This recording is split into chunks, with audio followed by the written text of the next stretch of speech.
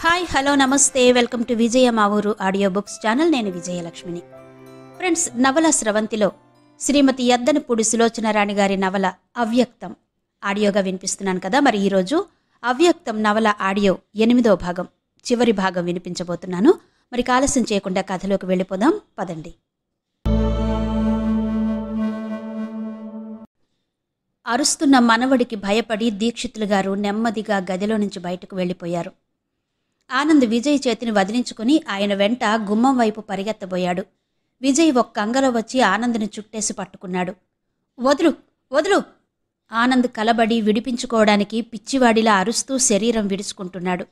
అతన్ని పట్టుకునేందుకు సాధ్యం కావడం లేదు. విజయ్ చాచి ఆనంద్ చెంప మీద వాయించాడు. ఆనంద్ షాక్ తిన్నట్టు ఆగిపోయాడు. అతనిలో అలజడి దిమ్మెరపోయినట్టుగా మూగపోయింది.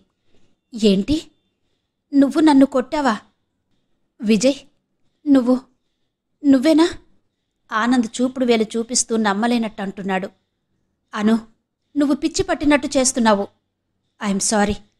విజయ్ దగ్గరకొస్తుంటే ఆనంద్ వెనక్కి అడుగు వేశాడు. ఆ క్షణంలో ఆనంద్ కళ్లలో విజయ్ ఎన్నడూ చూడని అపనమ్మకం, వెరపు కనిపిస్తున్నాయి. అది చూస్తుంటే విజయ్ కడుపులో పొడిచినంత బాధగా ఉంది. విజయ్ కళ్లలో నీళ్లు తిరుగుతున్నాయి. అతనికి అర్థమైపోతుంది.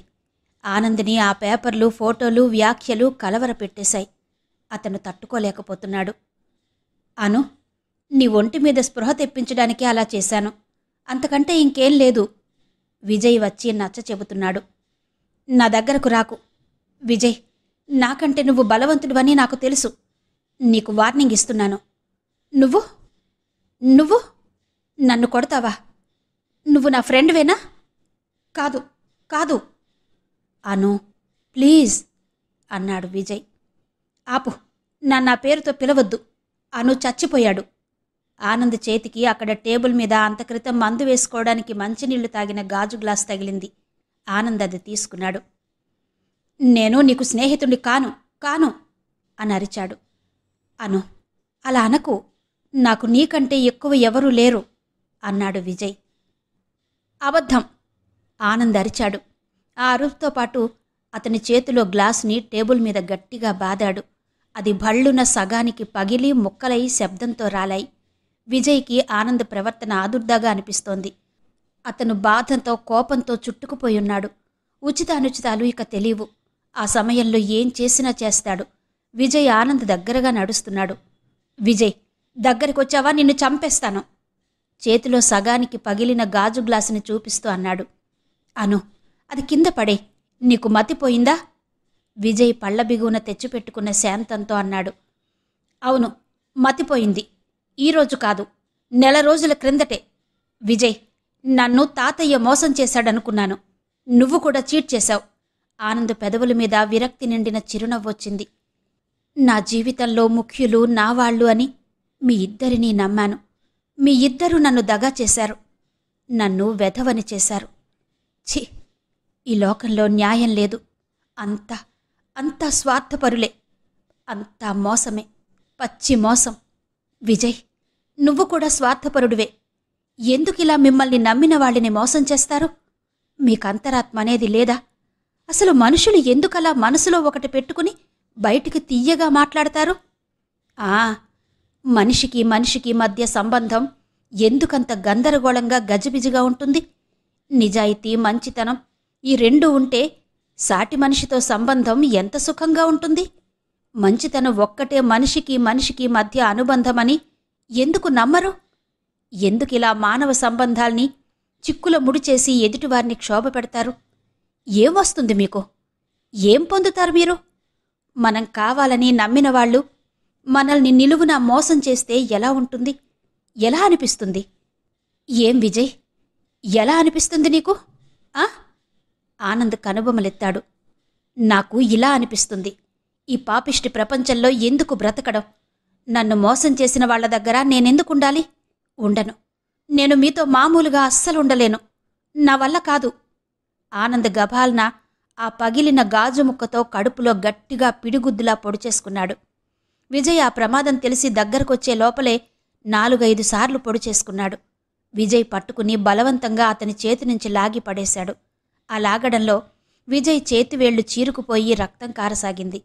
ఆనంద్ బట్టలు తడిపేస్తూ రక్తం క్రిందికి జారుతోంది. విజయ్, హేమ అంటే ఇష్టమని నాకెందుకు చెప్పలేదు? నన్నెందుకు మోసం చేశావు? నీకేదైనా ఇష్టమైతే ఎప్పుడైనా నేను కాదన్నానా? అది నాకు కావాలని పేచీ పెట్టానా? ఆనంద్ అడిగాడు. విజయ్ పెదవి బిగబెట్టుకున్నాడు. అతని కళ్ళ నుండి నీళ్లుబుకుతున్నాయి.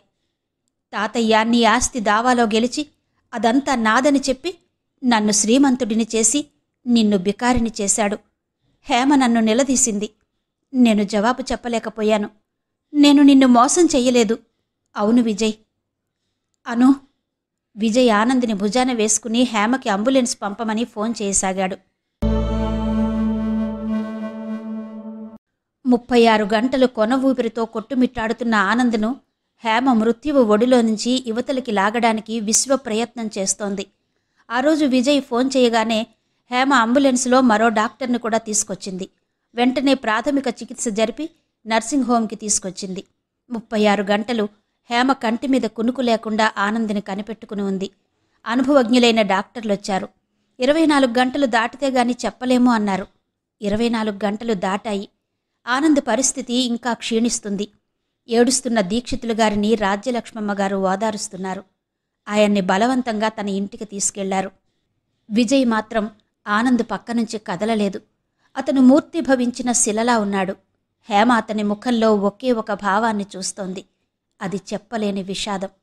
ఆనంద్ని హాస్పిటల్లో చేర్చేటప్పటికి కొద్దిగా స్పృహ ఉంది. అతను విజయ్ చేతిని గట్టిగా పట్టుకున్నాడు. విజయ్, నన్ను వదిలి వెళ్ళవు కదూ? కళ్ళు బాధతో నిస్త్రాణంగా తేలిపోతుంటే దీనంగా అడిగాడు. విజయ్ కళ్లలో చివ్వున ఉబుకి వచ్చిన నీళ్లని పెదవి బిగబెట్టి ఆపుకున్నాడు. చుట్టూ డాక్టర్ల బృందం, దీక్షితులు గారు, హేమ, రాజ్యలక్ష్మి గారు, హరిశ్చంద్ర గారు అందరూ ఉన్నారు. విజయ్ వాళ్ళందరూ చూస్తుండగానే వంగి ఆనంద్ నుదురు మీద ముద్దు పెట్టుకున్నాడు. ఆనంద్ సమాధానం దొరికినట్టు శాంతించాడు. ప్రియనేస్తం, నేను చచ్చిపోతే నువ్వే నన్ను దహనం చెయ్యాలి. తాతయ్య వద్దు, ఇది నా ఆఖరు కోరిక. విజయ్ చప్పున ఆనంద్ కళ్ల మీద చెయ్యానించాడు. అను, మాట్లాడకు, రెస్ట్ తీసుకో, రిలాక్స్ అవు. అను, మంచివాడివి కదూ? విజయ్ కంఠం మృదు గంభీరంగా బుజ్జగిస్తున్నట్టుగా ఉంది. ఆనంద్ విజయ్ చేతిని గట్టిగా పట్టుకున్నాడు. ఇది హాస్పిటల్కి నా ఆఖరి ప్రయాణం విజయ్, ఇక నీకు శ్రమ ఉండదు అన్నాడు ఆనంద్. ఆనంద్కి డాక్టర్లిచ్చిన ఇంజెక్షన్స్ పనిచేయడంతో స్పృహ మెల్లగా తప్పింది. ఆనంద్ ఇంటెన్సివ్ కేర్ యూనిట్లో చేర్చిన తర్వాత ప్రతి నిమిషం విజయ్కి నర్మగర్భ నిశ్శబ్దంలో దావాలనల్లా ఉడుకుతున్న అగ్నిగుండమే అయింది. అర్ధరాత్రి అయింది. ఆనంద్ స్పృహ లేకుండా మంచం మీద ఉన్నాడు. విజయ్ పక్కన కుర్చీలో కూర్చుని ఆనంద్ 2 చేతులు పట్టుకున్నాడు. 24 గంటలు విజయ్ ఒక్క నిమిషం కూడా ఆనంద్ పక్క నుంచి లేవలేదు. హేమ ఆనంద్ని పరీక్ష చేయడానికొచ్చింది. పరీక్ష చేయడం అయింది. డ్రెస్ సరిచేస్తోంది. విజయ్ తలెత్తి మౌనంగా హేమ ముఖమే చూస్తున్నాడు. హేమ అక్కడి నుంచి త్వరగా వెళ్ళిపోయింది. 10 నిమిషాలలో ఆనంద్ని థియేటర్లోకి తీసుకువెళ్లారు. గంట తర్వాత హేమ బయటకొచ్చింది. విజయ్ అక్కడ కుర్చీలో కూర్చొని ఉన్నాడు. గుడ్ నైట్ హేమ, వచ్చిన స్పెషలిస్ట్ వెళ్ళిపోతూ అన్నారు. Good night Divakar. హేమ దివాకర్ని గుమ్మం వరకు సాగనంపి వచ్చింది. విజయ్, ఇక్కడకురా పిలిచింది తన గదిలోకి వెళుతూ. విజయ్ లేచి హేమ వెంట వెళ్ళాడు. కూర్చో అంది. విజయ్ కూర్చోలేదు. కూర్చో విజయ్. విజయ్ కూర్చున్నాడు. హేమ అతని ముఖం చూస్తోంది. విజయ్ హేమ కళ్ళలోకి వెతుకుతున్నట్టు చూస్తున్నాడు. ఆనంద్ ఇక కష్టమే. అతనికి తగిలిన గాయాలతో పాటు అతను తీసుకున్న డ్రగ్స్ వల్ల కాంప్లికేషన్స్ ఎక్కువ వచ్చేశాయి. మందులకి శరీరం రెస్పాండ్ అవ్వడం లేదు. ఈ రాత్రి గడవడం కష్టమేనని దివాకర్ చెప్పారు అంది హేమ. విజయ్ కుర్చీలో నుంచి లేచాడు. కిటికీ దగ్గరకు వెళ్ళి నిలబడ్డాడు. హేమ కుర్చీలో నుంచి లేచి అతని వెనక దగ్గరగా వచ్చింది. విజయ్ మృదువుగా పిలిచింది. అతను మాట్లాడలేదు. అతను వెనక్కు పెట్టుకున్న చెయ్యి గుప్పెట బిగిసింది. విజయ్, నాకు తెలుసు ఎలా అనిపిస్తోందో, కానీ నువ్వు ధైర్యంగా ఉండాలి అంది. హేమకి వెళ్ళి విజయ్ని దగ్గరకు తీసుకోవాలనిపిస్తోంది. అతను ఎలాంటి స్థితిలో ఉన్నాడో అర్థమవుతోంది. అనునయించాలని మనసు కొట్టుకుపోతోంది. కానీ విజయ్లో ఏదో గాంభీర్యత, ఒంటరితనంతో అతనికెవరూ తోడు కాలేరు, అదతనే భరించాలి అన్నట్టున్నాడు. విజయ్ పిలిచింది మళ్ళీ హేమ. విజయ్ ఇటు తిరిగాడు. హేమ అతన్నే చూస్తోంది. ఈ ప్రపంచంలో విషాదం, ఒంటరితనం అంతా అతని కళ్లలోనే మూర్తిభవించినట్టు కనిపిస్తోంది. అతను హేమ కళ్లలోకి ఒక్క క్షణం తదేకంగా చూశాడు. తర్వాత తగ్గుస్వరంతో అడిగాడు, హేమ, ఆనంద్కి నువ్వంటే నాకిష్టమని ఎవరు చెప్పారు అన్నాడు. హేమ చూపులు క్రిందికి వాలిపోయాయి. అతను సమాధానం కోసం వేచి చూస్తున్నాడు. ఒక్క క్షణం హేమకి చాలా భయం వేసింది. విజయ్ తనకి శాశ్వతంగా దక్కడము దక్కకపోవడమా అన్నది తను చెప్పబోయే జవాబులో ఉందని అర్థమైపోయింది. చెప్పు హేమ, మనకి ఒకరి మీద ఒకరికి ఇష్టాయిష్టాలు మనిద్దరికీ తప్ప ఇంకెవ్వరికీ తెలియవు అతను అడుగుతూ హేమని నిలదీస్తున్నట్టు నిశ్చితంగా చూస్తున్నాడు. విజయ్. హేమ తలెత్తి చూసింది. హేమకి ధైర్యం వచ్చేసింది. అతని పట్ల గల ప్రేమలో ఉన్న నిజాయితీ నిండు ధైర్యంతో జవాబు చెప్పేలా చేసింది. అవును విజయ్, నేనే చెప్పాను. ఆ ప్రసక్తి అసలెందుకొచ్చింది అడిగాడు విజయ్. చెబుతా విను. ఇంతకంటే ఆనందిని బాగా షాక్ తినిపించే విషయం ఇంకోటి ఆనంద్కి తెలిసింది. హరిశ్చంద్ర గారి మేనల్లుడి భార్య ఒక ముసలామని క్లయింట్గా తీసుకొచ్చింది. ఆమె దీక్షితులు గారు తనకి పంపాల్సిన మనోవర్తి డబ్బు 5-6 నుంచి ఇవ్వడం లేదని ఆయనకి నోటీస్ ఇవ్వాలని అంది. దీక్షితులు గారు అనేసరికి హరిశ్చంద్ర గారికి కుతూహలం వచ్చింది. ఏంటి అసలు ఎందుకు ఆయన డబ్బు ఇవ్వాలని ఆరా లాగితే అసలు విషయం బయటపడింది. ఆ క్లయింట్ అనసూయమ్మ మీ తాతగారి చెల్లెలు. మీ తాతగారికి మీ నాన్న ఒక్కడే కొడుకు. మీ అమ్మని మీ నాన్నగారు తండ్రికి ఎదురు తిరిగి లవ్ మ్యారేజ్ చేసుకున్నారు. ఆయన కోపంతో కొడుకుని గుమ్మం ఎక్కనివ్వలేదు. తెగతెంపులు చేసేసుకున్నాడు. నువ్వు పుట్టిన తర్వాత మీ నాన్న అమ్మ నిన్ను తీసుకువచ్చి చూపించారు. ఆయనకప్పటికీ మనసు కరగలేదు. తర్వాత ఆయన మారారు. మీ ఇంటికి రాకపోయినా నీకోసం బట్టలు బొమ్మలు పంపేవారట. అనసూయమ్మ తీసుకువెళ్ళి ఇచ్చి వచ్చేదట. మీ నాన్న యాక్సిడెంట్లో పోయారు. మీ అమ్మ సహజంగా రోషంతో మీ తాత వస్తే తిరస్కరించింది. తర్వాత ఆయన సుస్థితో పోయేటప్పుడు ఆస్తి అంతా నీకు చెందాలని నెల 200 రూపాయలు మనోవర్తి అనసూయమ్మకి బ్రతికి ఉన్నంతకాలం ఇవ్వాలని విల్లు రాశారట. మీ తాతయ్య తమ్ముడు కొడుకు ఆస్తికి నేనే వారసుడిని అని ఎవరో దొంగ విల్లు సృష్టించారని కోర్టులో దావా వేశాడు. అనసూయమ్మ దీక్షితులు గారికి దూరపు బంధువు. మీ అమ్మ పోయిన తర్వాత నువ్వు అనసూయమ్మతోనే వాళ్ల బంధువుల ఇంట్లో ఉన్నావు. నీకు గుర్తు ఉండే ఉంటుంది. దీక్షితులు గారు పని మీద వాళ్ళ ఇంటికి వెళితే అనసూయమ్మ మొత్తుకుని విల్లు ఆయన చేతిలో పెట్టి కేసు గురించి చెప్పింది. దీక్షితులు గారు ఆమెకి నెల 200 రూపాయలిచ్చే ఏర్పాటు చేసి నిన్ను ఆయన వెంట చిట్టిపల్లి తీసుకొచ్చేశారు. దీక్షితులు గారు మంచి లాయర్ను పెట్టించి కేసు గెలిచారు. ఆస్తంతా నీకొచ్చింది. ఆ తర్వాత ఆయన కుమ్మక్కయ్యి ఆ పెద్ద ఇల్లు అమ్మేసి ఇక్కడ ఈ డబ్బుతో మంచి ఇల్లు కట్టించి పొలం కొనడం చేశారు. మీ అమ్మకొచ్చిన బంగారం అమ్మేసి ఆనంద్ పేరిట బ్యాంకులో వేశారు. చాలా రోజులు ఆయన అనసూయమ్మకి 200 రూపాయలు పంపి ఆ తర్వాత మానేశారు. అనసూయమ్మ దగ్గర నువ్వున్న ఫోటో నీది, మీ అమ్మది, మీ అమ్మా నాన్న పెళ్లి ఫోటో ఉన్నాయి. హరిశ్చంద్ర గారు అర్జెంటుగా మాట్లాడాలి అని ఫోన్ చేస్తే మమ్మీని దింపడానికి నేను వెళ్ళాను. మేం బయలుదేరుతుంటే ఆనంద్ వచ్చాడు. ఆనంద్ నేను కూడా వెళ్ళాం. హరిశ్చంద్ర గారు మా ముగ్గురిని కూర్చోబెట్టి ఈ దారుణం చెప్పి కాగితాలు చూపించారు. అసలు ఈ ఆస్తి అంతటికీ నువ్వే అధికారివి. నీ ఆస్తితో పొలం కొని ఆయన నీ చేతనే చాకరీ చేయించి ఈ ఆస్తిని 10 రెట్లు పెంచారు. ఇది దారుణం కాదా? ఆనంద్ని కింగ్గా పెంచారు. నిన్ను దయాధర్మం భిక్షంగా పెంచారు. ఆనంద్కి ఇది హరిశ్చంద్ర గారు చెప్పారు. ఇది మొదటి షాక్. తర్వాత మన హాస్పిటల్ ఓపెనింగ్ రోజున మనం నీ గదిలో మాట్లాడినప్పుడు ఆనంద్ విన్నాడట. అమ్మను బ్యాంకులో దింపిన తర్వాత ఇంటికొస్తుంటే ఆనంద్ నన్ను అడిగాడు, హేమ, నువ్వంత చదువుకున్న దానివి, డాక్టర్వి, ఒక మామూలు పిరికమ్మాయిలా ఇలా పెద్దవాళ్లకి ఎందుకు తల వంచి ఊరుకున్నావు అని నన్ను నిలదీశాడు. నేను పెద్దవాళ్లకి తల వంచలేదు, విజయ్ ముందు తల వంచాను. విజయ్ పెళ్లి చేసుకుంటే నీకు దగ్గరగా ఉండడంలో స్వేచ్ఛ పోతుందేమో, రాబోయే భార్య ఏ గొడవలు తెస్తుందోనని భయం. విజయ్కి నేనంటే చాలా ఇష్టం. అయినా అతను పెళ్లికి అంగీకరించడం లేదు. నేను నీకు భార్య కావాలని కోరుకుంటున్నాడు. అందుకే నన్ను నోరు మెదపనివ్వడం లేదు. అతను పెదవి విప్పడు. అందుకే అతనికి అత్యంత ప్రియమైన తోటని అమ్మి నర్సింగ్ హోమ్గా మార్చడానికి కూడా సిద్ధపడ్డాడు. అమ్మతో నేను నిన్ను చేసుకోనని మొరాయిస్తూనే ఉన్నాను. ఆవిడ నన్ను లక్ష్య పెట్టడం లేదు. మనిషికి ఈ సంఘంలో ముందు డబ్బు, తర్వాత హోదా, ఆ తర్వాతే వ్యక్తిగత ఇష్టానికి విలువ ఇవ్వాలని అంటుంది. విజయ్కి జరిగిన అన్యాయం మామూలుదా? మీ తాతయ్య అతని ఆస్తి కాజేసి అతన్ని దిక్కులేనివాడిగా మీ ఇంట్లో ఉన్నట్టు చేశాడు అని. అప్పుడు నేను బాగా ఆవేశపడి ఆనంద్ని నిలదీసిన మాట నిజమే. ఆ క్షణంలో వచ్చి దీక్షితులు గారిని దిలిపేయాలని అనిపించింది. కానీ నువ్వు గుర్తుకొచ్చి జంకాను. నేను వెనక్కి తగ్గడమే కాదు, ఆనందిని కూడా బాగా బెదిరించాను. నువ్విప్పుడు వెళ్ళి మీ తాతయ్య మీద ఎగిరిపడ్డావా, అదంతా విజయ్ మీద ఫలితం ఉంటుంది. నర్సింగ్ హోం నాశనం అవుతుంది. అతనికి నర్సింగ్ హోం మూలంగా దగ్గరగా ఉండే అవకాశం కూలదోయకు. విజయ్ని ఇప్పటికైనా నువ్వు మీ తాతయ్య స్థిమితంగా బ్రతకనియ్యండి, మీకు పుణ్యం ఉంటుంది అన్నాను. ఆనంద్ స్తబ్దుడైపోయాడు. క్షమించానంద్, ఈ పెద్దవాళ్ళు నా మాట వినడం లేదు. విజయ్ కూడా నోరు మెదపడం లేదు. మనిద్దరికీ పెళ్లి తప్పించాలంటే నీతో నిర్మోహమాటంగా ఇదంతా చెప్పడం ఒక్కటే మార్గం అనిపించింది. ఇక ఏం చేస్తావో నీ ఇష్టం, అంతా నీ చేతుల్లో ఉంది అన్నాను చేతులు జోడిస్తూ. ఆనంద్ నా చేతులు పట్టుకున్నాడప్పుడు కళ్ళనీళ్లతో. హేమ, ఇంత ఇష్టమైన మీ ఇద్దరూ నా మూలంగా దూరంగా ఉండనియ్యను. నాకు పాపం వస్తుంది కదూ అన్నాడతను. పిచ్చి ఆలోచనలు చెయ్యకానంద్. నాకు నీ మీద ద్వేషం లేదు. ఇందులో నీ బాధ్యతేమీ లేదు. నాకు వ్యక్తిగతంగా నువ్వంటే గౌరవాభిమానాలున్నాయి. ఆనంద్, నా మాట విను.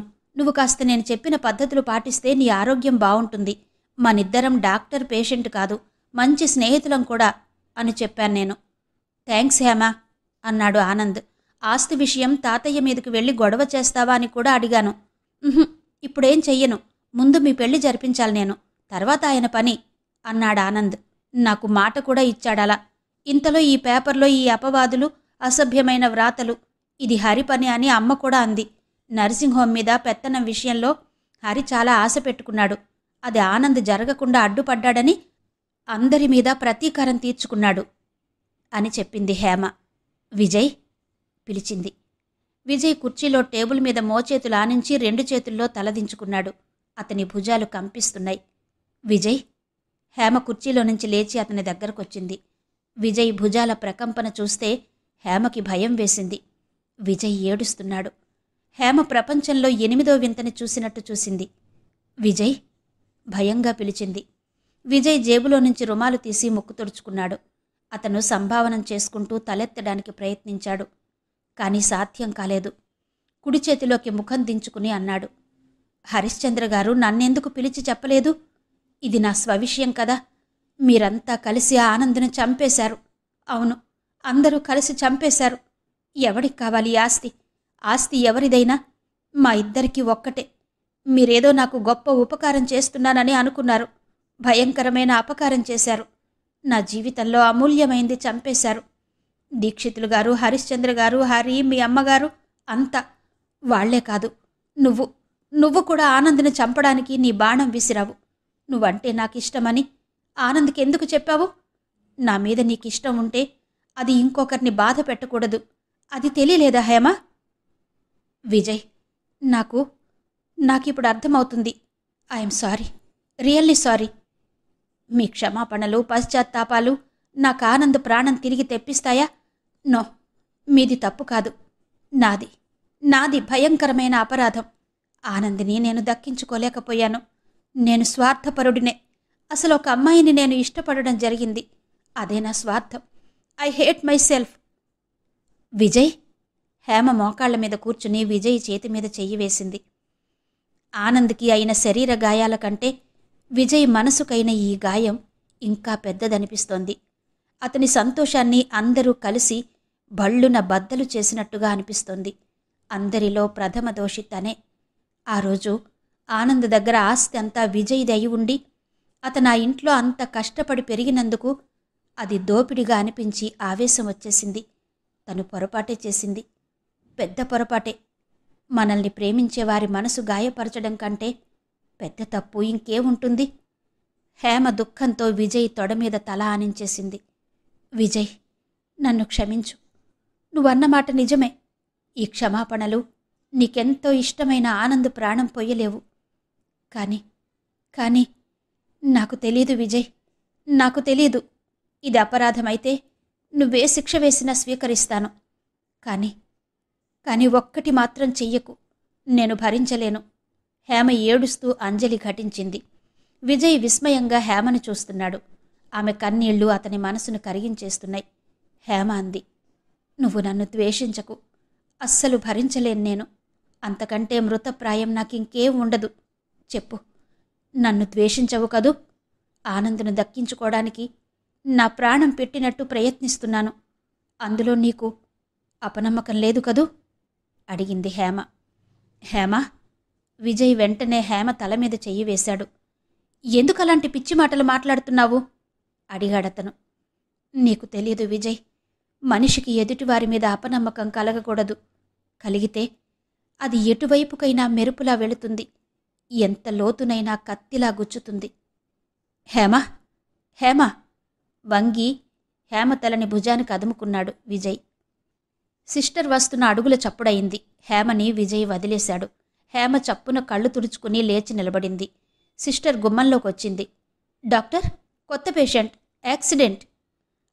ఇప్పుడే వస్తున్నా. హేమ సిస్టర్తో పరిగెత్తింది. దీక్షితులు గారు అర్ధరాత్రి అవుతుండగా ఇంటికొచ్చారు. రాజ్యలక్ష్మి గారి డ్రైవర్ కారులో తీసుకొచ్చి దింపి వెళ్లాడు. రాజ్యలక్ష్మి గారు ఆనంద్ ఉన్న నర్సింగ్ హోం నుంచి ఆమె ఇంటికి తీసుకెళ్ళింది. అక్కడ హరిశ్చంద్ర గారు, రాజ్యలక్ష్మి గారు దీక్షితులు గారిని ఆస్తి విజయ్ది అన్న విషయం తెలిసిందని, ఇంత అన్యాయం ఎందుకు చేశారని నిలదీశారు.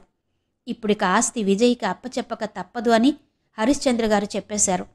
ఇంకా నయం, ఎంగేజ్మెంట్ అవ్వలేదు. మా అదృష్టం అన్నారు రాజ్యలక్ష్మి గారు. అంతా అప్పచెపుతాను అన్నారు దీక్షితులు గారు. ఇక ఇంటికి వెళతాను అని ఆయనంటే ఇంటికి పంపారు రాజ్యలక్ష్మి గారు. దీక్షితులు గారు ఇంటి తలుపులు తెరుచుకుని ఇంట్లోకొచ్చారు. లక్ష్మమ్మ బాగా కాళ్ల నొప్పులు ఎక్కువైతే బంధువులింటికి పంపారు. వెంకు పెళ్లికి వెళ్ళాడు. ఇంట్లో ఎవ్వరూ లేరు. ఆనంద్ బ్రతకడం కష్టమని డాక్టర్ చెప్పేశారు.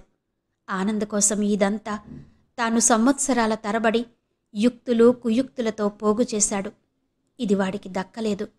వాడి నిండు జీవితం అర్ధాయుష్కుడిగా ముగుస్తోంది. చిన్నప్పటి నుంచి ఆనంద్ మీద తనకి ఎందుకంత ప్రేమ? ఈ ప్రపంచంలో ఉన్న సర్వ సుఖాలు పోగు చేసి తెచ్చి వాడి ఒళ్ళో కుప్పగా వేసి వాడిని ఆనందపరచాలని. కానీ వాడి కోసం అహర్నిశలు తను ఇంత ఆలోచన చేస్తుంటే వాడికి తనంటే లక్ష్యం లేదే. వాడి గౌరవ అభిమానాలు అంతా విజయ్ సర్వస్వం. తనని ఎప్పుడూ ద్వేషిస్తాడు, లెక్క చెయ్యడు. ఎందుకని? ఏంటి జీవన న్యాయం? తను చేసిన తప్పేంటి? విజయ్ని మోసం చేసినా ఆనంద్ కోసమే. విజయ్ ఆస్తి విజయ్కి ఇచ్చేస్తే విజయ్ తన ఇంట్లో ఉండేవాడా? ఎప్పుడూ వెళ్ళిపోయేవాడు. ఆనంద్ గుండె ఆనాడే బద్దలయ్యేది. ఆనంద్కి ఏం కావాలో తెలిసి అది తను సమకూర్చడానికి నానా తిప్పలు పడుతుంటే తనని పురుగులా చేదరిస్తున్నాడు. ఆనంద్ పట్ల మమకారంతో జీవితంలో తాను చెయ్యకూడని పనే చేశాడు. ఆనంద్ తన కళ్ల ముందే మరణిస్తున్నాడు. అది భరించలేని సత్యం. అంతకంటే మరీ భయంకరమైన సత్యం, ఈ ఆస్తంతా విజయ్ వశం చెయ్యాలి. రేపటి నుంచి అతని మోచేతి నీళ్లు తను తాగాలి. ఆనంద్ లేకపోయిన తర్వాత ఈ ఆస్తెందుకు? ఇది విజయ్కి దక్కకూడదు. అతన్ని తన చేతి కింద నౌకరిలా ఇన్నాళ్ళు చూశాడు, ఈసడించాడు.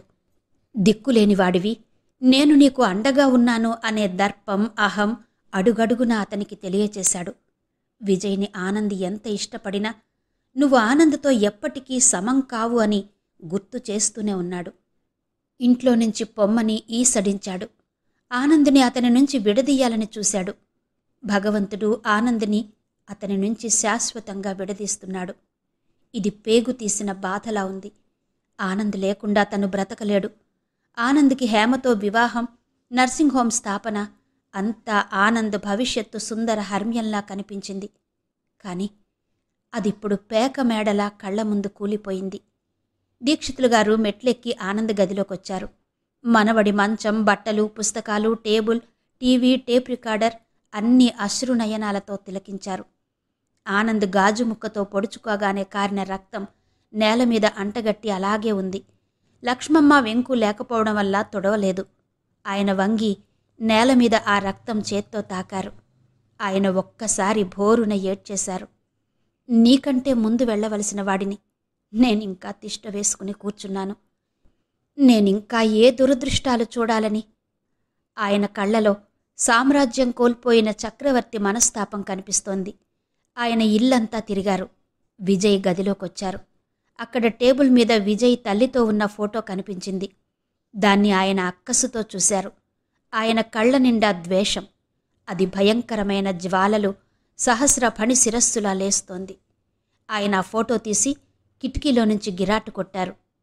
ఆ రోజు నిన్ను నా ఇంటికి తీసుకొస్తున్నప్పుడు నా చేత్తోనే నా కంట్లో పొడుచుకుంటున్నానని అనుకోలేకపోయాను. ఆయన పెద్దగా ఊపిరి తీస్తూ మెట్ల రైలింగ్ పట్టుకుని తడబడే అడుగులతో క్రిందికొచ్చారు. సరాసరి సామాను గదిలోకి వెళ్లారు. ఊరికి కిరసనాయిల సప్లై ఆయనే. కిందటి నెల అమ్మకాల్లో మిగిలిన డబ్బాలు అక్కడున్నాయి.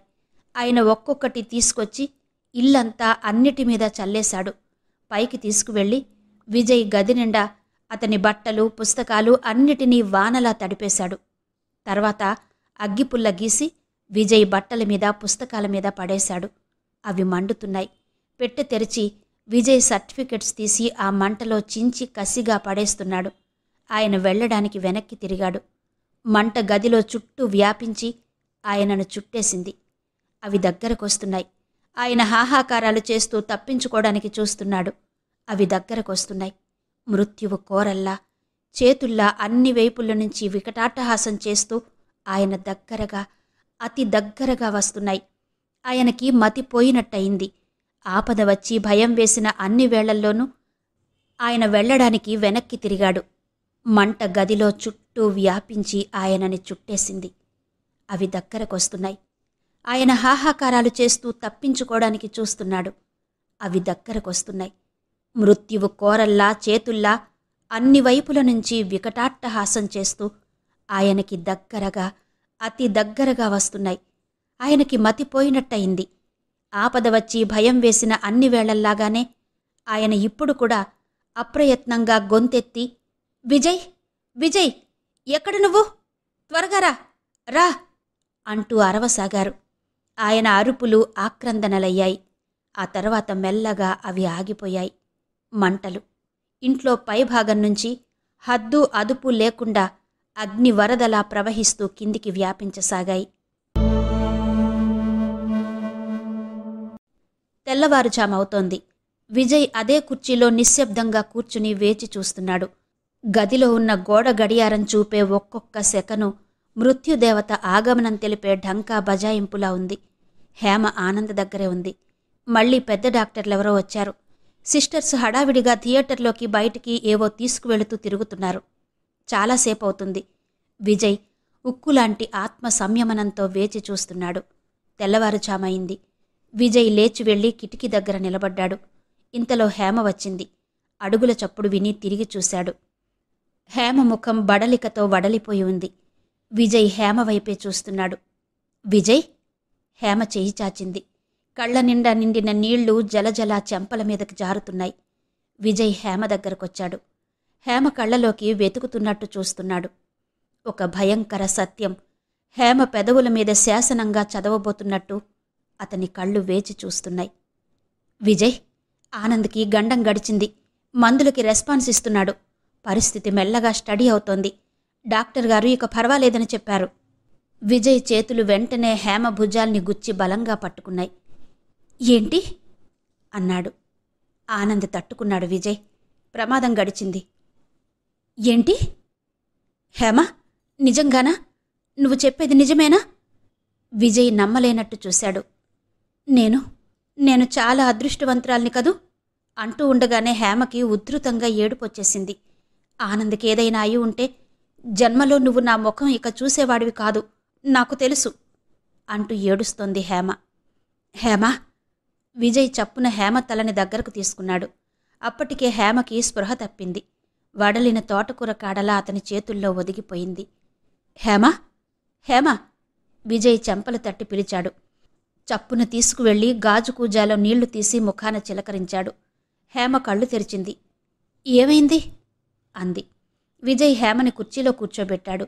తనే గభాలన క్యాంటీన్కి వెళ్లి వేడి కాఫీ తీసుకొచ్చాడు. హేమ గదిలో టేబుల్ మీదకి ఒరిగిపోయి నిద్రపోతోంది. హేమ! విజయ్ హేమని లేవదీసి తట్టి పిలిచాడు. పెదవులకు కాఫీ అందించి బలవంతంగా తాగించాడు. హేమకి మెలకు వచ్చేసింది. నువ్వు చాలా అలసిపోయావు హేమ, రెస్ట్ తీసుకో అన్నాడు విజయ్. 10 నిమిషాల తర్వాత హేమ, విజయ్ ఆనంద్ ఉన్న చోటికి వెళ్లారు. ఆనంద్ సుఖనిద్రలో ఊపిరి క్రమంగా పీలుస్తున్నాడు. ఆనంద్, ఆనంద్, హేమ పిలిచింది. వద్దొద్దు, లేపొద్దు, విజయ్ వారించాడు. పర్వాలేదు ఆనంద్, హేమ గట్టిగా పిలిచింది. ఆనంద్ కళ్ళు తెరిచాడు. ఎవరొచ్చారో చూడు అంది. విజయ్ని ముందుకు వెళ్లమని చెప్పింది. విజయ్, అను అంటూ పిలిచాడు. ఆనంద్ కళ్ళు తెరిచి చూశాడు. చెయ్యెత్తి అందించాడు. విజయ్ కట్టుకట్టిన కుడి చెయ్యి అందించాడు. ఆనంద్ కళ్లలో నీళ్లు తిరిగాయి. ఎక్కడికి వెళ్లకు, ఎండిన పెదవులతో అన్నాడు ఆనంద్. విజయ్ వాటిని తుడిచాడు. ఆనంద్ నిద్రలోకి జారిపోయాడు. ఇంతలో సిస్టర్ విజయ్కి ఫోనొచ్చిందని చెప్పింది. హేమ వెళ్లి పరిగెత్తినట్టు తిరిగొచ్చింది. విజయ్, ఇలారా అంది. ఆనంద్ని చూస్తున్నాడు విజయ్. హేమ విజయ్ చెయ్యి పట్టుకుని గది బయటకు లాక్కొచ్చి, విజయ్, చాలా బ్యాడ్ న్యూస్, మీ ఇల్లు తగలబడిపోతోందట అంది. విజయ్ ఉలిక్కి పడినట్టు చూశాడు. దీక్షితులు గారి దినవారాలు ముగిశాయి. దీక్షితులు గారి మేడ ప్రమాదవశాత్తు మంటలంటుకుని కాలిపోయి నల్లటి మొండి గోడలు మిగిలాయి. దీక్షితులు గారు ఆ సమయంలో ఇంట్లోనే ఉండి మంటల్లో చిక్కుకుని మరణించారని అందరూ అనుకున్నారు. ఆ రోజు తెల్లవారుజామున కబురు తెలియగానే విజయ్ వచ్చేశాడు. అప్పటికే ఫైర్ ఇంజన్లొచ్చేసి మంటలార్పుతున్నాయి. ఇంట్లో సామానంతా సర్వస్వం తగలబడిపోయింది. పై అంతస్తులో విజయ్ గదిలో దీక్షితులు గారి శవం బొగ్గు కట్టెలా మాడిపోయి కింద పడి ఉంది. ఆనంద్కి ఈ వార్త వెంటనే చెప్పలేదు. విజయ్ తనే దీక్షితులు గారి దహన కార్యక్రమం తంతు ముగించాడు. 8వ రోజుకి ఆనంద్కి బాగా కులాసా చిక్కింది. దీక్షితులు గారి మరణ వార్త విజయ్ చెప్పలేక చెప్పాడు. ఆనంద్ తన చేతులు చూసుకుంటూ, విజయ్, ఈ చేతులకి హత్యాపాపం అంటకుండా దేవుడు తప్పించేశాడన్నమాట. ఆయన నీకు చేసిన ద్రోహమేంటో నాకు హరిశ్చంద్ర గారి ద్వారా తెలిసిన రోజునే ఆయన నా దృష్టిలో చచ్చిపోయాడు అన్నాడు. 10వ రోజుకి ఆనంద్ ఇంటికొచ్చాడు. నర్సింగ్ హోంకి దగ్గరలోనే విజయ్ ఇల్లు అద్దెకు తీసుకున్నాడు. ఆనంద్ని వీల్ చైర్లో కూర్చోబెట్టి దీక్షితులు గారి దినవారాల కార్యక్రమం తనే జరిపించాడు. ఆనంద్ని ఎవ్వరూ గుర్తుపట్టలేకపోతున్నారు. అతని శరీరం బరువు అనూహ్యంగా పెరిగిపోయింది. బుగ్గలొచ్చి వేళ్లాడుతూ కళ్ళు చింతాకుల్లా అయిపోయినాయి. ఒళ్లంతా నీటి బుగ్గలా ఉంది. విజయ్ ఆనంద్ కోసం గది శ్రద్ధగా, అందంగా, అన్ని సౌకర్యాలతో ఏర్పాటు చేయించాడు. ఆనంద్కి అద్దమిష్టం. మంచి డ్రెస్సింగ్ టేబుల్ తెప్పించాడు. ఆనంద్ డ్రెస్సింగ్ టేబుల్కి ఎదురుగా వీల్ చైర్లో కూర్చుని తన ప్రతిబింబం తేరిపార చూసుకున్నాడు. అతను తనని తాను నమ్మలేకపోతున్నాడు.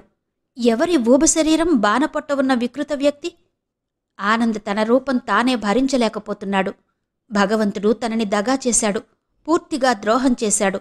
జీవితం మీద అంతులేని మమకారమిచ్చి, సౌందర్య ఉపాసన ఇచ్చి తననిలా వికృతం చేశాడు. ఆనంద్ తన వికృత రూపం సహించలేకపోయాడు. కుర్చీలో నుంచి లేచి నిలబడే శక్తి లేదు. పక్కన పెట్టిన ఫ్లవర్ వాజ్ తీసి విసిరి పుచ్చుకుని అద్దానికి వేసి కొట్టాడు. అది పగిలి బీటలు వారింది. ఆనంద్ శరీరం ఆ పగుళ్లలో ఇంకా భయంకరంగా ఉంది. ఆనంద్ ముఖం చేతుల్లో పెట్టుకుని ఏడవసాగాడు. డాక్టర్లు ఆనంద్ని డిశ్చార్జ్ చేసేటప్పుడు అతను గాజుకాయలా ఉన్నాడని, 2 వారాల 2 నెలల అన్నది చెప్పలేమని అన్నారు. అతను లేచి నడవకూడదు, ఉద్రేకపడకూడదు, బిగ్గరగా నవ్వకూడదు, పూర్తిగా బెడ్ రెస్ట్ తీసుకోవాలి అంటూ హెచ్చరించారు. బిగ్గరగా నవ్వకూడదా? నవ్వకూడదా? ఆరుబయట తిరగలేనా? నా 5 ప్రాణాల్లో 3 ప్రాణాలు పోయినట్టే అన్నాడు ఆనంద్. దీక్షితులు గారు పోయిన 21వ రోజున విజయ్, హేమల వివాహం నిరాడంబరంగా ఇంట్లోనే ఆనంద్ సమక్షంలో జరిగింది. విజయ్, హేమ భార్యాభర్తలుగా వీల్ చైర్లో అలసటగా కూర్చుని ఉన్న ఆనంద్ దగ్గరకొచ్చారు. కంగ్రాచ్యులేషన్స్, ఆనంద్ అభినందిస్తూ జేబులో నుంచి డైమండ్ రింగ్ తీసి విజయ్కిచ్చాడు. ఈ ఉంగరం తాతయ్య హేమ పుట్టినరోజున ఇచ్చారు. తాతయ్య పోయిన తర్వాత రాజ్యలక్ష్మి గారు నాకిది వాపస్ పంపారు. విజయ్, హేమకి ఇది నా కానుకగా వేలికి పెట్టు అన్నాడు. అను, ఇది హేమ వేలికుంచు విజయ్ ఆనంద్ అన్నాడు మళ్ళీ. విజయ్ అతనితో తర్కించలేదు. హేమ వేలికి తొడిగాడు. థ్యాంక్యూ ఆనంద్. హేమ దగ్గరకొచ్చి అతని బుగ్గ మీద ముద్దు పెట్టుకుంది. ఆనంద్ విజయ్ని దగ్గరికి రమ్మన్నాడు. ఇవిగో నీ కాగితాలు అన్నాడు. ఏంటవి అడిగాడు విజయ్. తోటవి. తోటని నిజానికి అమ్మలేదు. లక్ష్మీనారాయణ అనే ఆయన నా ఫ్రెండ్ బాబాయ్. హేమ తోటని వేరే వాళ్లకు అమ్మకుండా తన పేరిట ఇచ్చిన పల్లెటూరులో ఇంటిని అమ్మేసింది. నేను తాతయ్య నా పేరిట బ్యాంకులో వేసిన డబ్బు డ్రా చేసేశాను. హేమ నేను నిన్ను సడన్గా ఆశ్చర్యపరచాలని అనుకున్నాం. విజయ్, నీకంత ప్రాణప్రదమైన తోటని నేను అమ్మనిస్తానా? తాతయ్య అమ్ముతుంటే చూస్తూ ఊరుకుంటానా నేను? నువ్వెలా అనుకున్నావు? అన్నాడు ఆనంద్. అను. విజయ్ ఆనంద్ తల మీద చెయ్యి వేశాడు. హేమ నేను ఎప్పుడూ నీ గురించి వ్యతిరేకంగా ఆలోచించలేదాను అన్నాడు. ఇది అసలు హేమ ఆలోచన.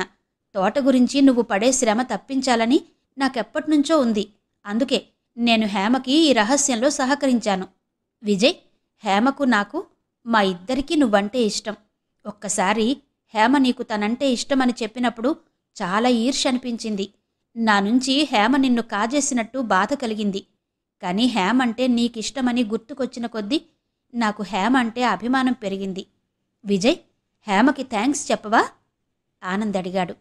విజయ్ హేమ వైపు తిరిగాడు. అతని కళ్లలో లీలగా తడి.